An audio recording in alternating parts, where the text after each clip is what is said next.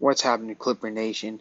Clip K74 back at the grind. So, we're pretty much having a rough start, just like our crosstown rivals, the Los Angeles Lakers. So, pretty much in the first half, pretty much we looked good, and then second, and then later on the Grizzlies climbed back up, and then it was a back and forth. The Grizzlies were making their threes. John Morant, shout out John Morant. That dude's a baller. But, I mean, Paul George, he was amazing. So I don't want to hear no Paul George slander, which is, I'm sure nobody's going to really slander Paul George because that dude's, that dude's a baller. Eric Bledsoe, he continues to surprise me. Eric Bledsoe was key for leaving us alive, in both of these games. He provides athleticism, defense, and slashing abilities. And one huge shout out I really want to give to who is a Clipper is Isaiah Hartenstein. Isaiah Hartenstein, he did his thing. He played good defense for a big. He he's agile. He does his thing, and he also pretty much like almost helped the Clippers win. I feel like if Ty Lue played Isaiah Hartenstein for the rest of the fourth quarter, we would have probably won that game. So now I'm gonna break down on who are the key problems for the Clippers in my opinion, like for the past two games. So first of all, we're gonna go with Marcus Morris. Like, dude, I want to like Morris when he's really good. He's really good, but um, I don't know what to say. I mean, when he's off, he's just like, what the heck happened to him, bruh? Like, again, like if Morris is good, we're just gonna be really good because Morris is a tough individual, and when he's good, he's a force to be reckoned with. But lately, he's been on a, I don't know, he's just pretty mid, especially during this game.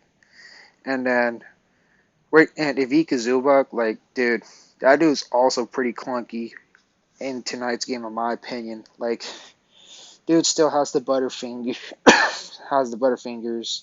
Um, his his defense is kind of slow in my personal opinion. Like, he would allow like other guys to score on him. So let's just cut to the chase for Ivica Zubac. Isaiah Hartenstein is better than Ivica Zubac.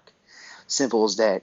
Because Hartenstein, he plays defense. Like, he prevents shots from being made, and he provides playmaking, and he has really good IQ. Zubac, on the other hand, he just has a really clunky. He's pretty clunky. He has butterfingers. Yes, he could be a pretty good big, but at the same time, he just, I don't know. He just, like, I'm not really, I'm not really liking the fact how Zubac played tonight because again, he gets taken advantage of quicker people. I mean, while Hartenstein, like, he wouldn't really get taken advantage of often because remember when Luka was eating Zubac alive? That's kind of what happened. Like, at least Ty Lue kind of saw that and took him out and didn't play him for the rest of the game. And then, yeah, that's pretty much another problem for the Clippers. And another key thing, it may be a bit of a hot take, but Luke Kennard, like, if I had to pick, I think Luke Kennard is one of the most overrated Clipper right now, in my opinion. I know, like, a lot of people who just heard that, who just heard what I said, are probably going to come from my head. They're going to say, oh, Clip, you're overreacting, blah, blah, blah, blah. But look, Luke Kennard, in his first half, he was good. Second half, he was nowhere to be found. And when Luke Kennard cannot score, he cannot really do anything. He's a liability, especially on a defensive end, because that dude cannot defend an English bulldog. Let's be real. Like again, no disrespect to Luke Kennard, all love to him, but he's probably like the most overrated Clipper right now. Because, dude, I swear, like all he can do is just shoot. That's only it. He's also pretty mid in my personal opinion too. Like, look, anybody who's been watching my past 5 videos know how much I love Jay Scrub and Brandon Boston. What do you have to lose when you play Jay Scrub and Brandon Boston? See, Scrub can be streaky, that's true. But at least when Scrub is not making his shots, he can at least play some type of defense. He has some type of athleticism. Meanwhile, Luke Kennard is just when he cannot make his shots, he's pretty much nothing. Like, like, what else can I say? Like, it showed. Like, and Brandon Boston, why the heck you're not playing him either? Like, dude, like, look, now I'm gonna hear all the casuals fans saying, "Oh my gosh, we need to do whatever it takes to get a third star." Blah blah blah blah blah blah blah. But you're already having people who could score.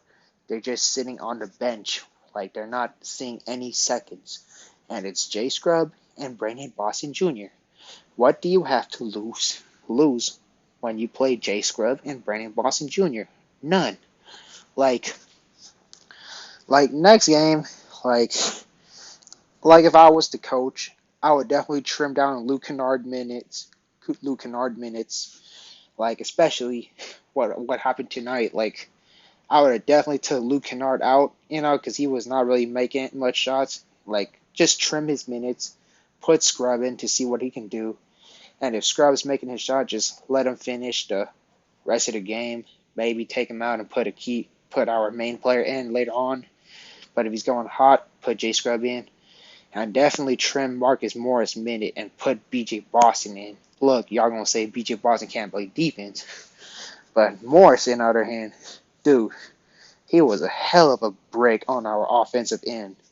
And Morris' defense is, I guess, it's not bad, but again, he kind of has the Zubac moment low key. The Zubac movement, I should say. But again, those are just pretty much the key problems of the Clippers right now. So, and I'm not saying Ty Lue coach bad, but because Ty Lue adjusted, at least I'll give him that. He at least took Zubac out and put Harnstein in to keep us in the game. But dude, he still left Luke Kennard in, which is, again, I think Ty Lue is coaching scared, in my opinion. He's just too scared just because, they're inexperienced. Let's not play him. But at this point, what do you have to lose when you put a guy like Jay Scrub in rather than Luke Kennard? Like, divide the minutes, bro. Give some to Jay Scrub. I promise you. Like when Jay Scrub literally got his actual minutes, a big amount of minutes, that dude showed up. I already seen more from Jay Scrub in his first game than I seen from Luke Kennard throughout a lot of the games. Because don't get twisted, Luke Kennard is wet. He's a bucket, but Scrub, he's less of a bucket, but he's more of a slasher. He can kind of go hard to the rim. He can dunk it. He can bang. I'm not saying bang down low, but what could I say? He has the physical ability. He's more NBA ready compared to Luke Kennard, because Luke Kennard doesn't have the athleticism that a lot of NBA players have. Meanwhile, Scrub, he has that. And BJ Boston should definitely get minutes as well, too, because look, the only two shot creators that I see on the Clippers right now is Paul George and Eric Bledsoe. Could y'all believe that? I could guarantee you, if you put BJ Boston on the floor and Jay Scrub, mainly BJ Boston, he would have definitely created shots. He would have definitely created offense. That dude would have ISO'd. He could have friggin' do his beautiful pull-up, and he would have definitely gave us a cool 10 points per game at least. I'm telling you. And Scrub, he could have definitely, provide like most of the offense, or even all of the offense that Luke Kennard gives, and plus the defense. So, what y'all gotta lose? Look, what does the Clippers have to lose if you play Jay Scrubb and Brandon Boston Jr.? Like, that's where I just want to end my video. So, this is just my personal opinion on our struggles. So, again, so the final question, like what I'll just address, like, should the Clippers make any trades? I say, like, dude, I still stand by my take on not trading the young players, but I'll be more than happy to ship Kennard, Zubac. I'm open to shipping Morris now because Morris is just in terms of consistency. So mainly, yeah, Morris, Zubac, and Kennard. Like, that could bring us some value. That could potentially bring us versatility. And also Amir Coffee, because that dude is hella garbage, in my opinion.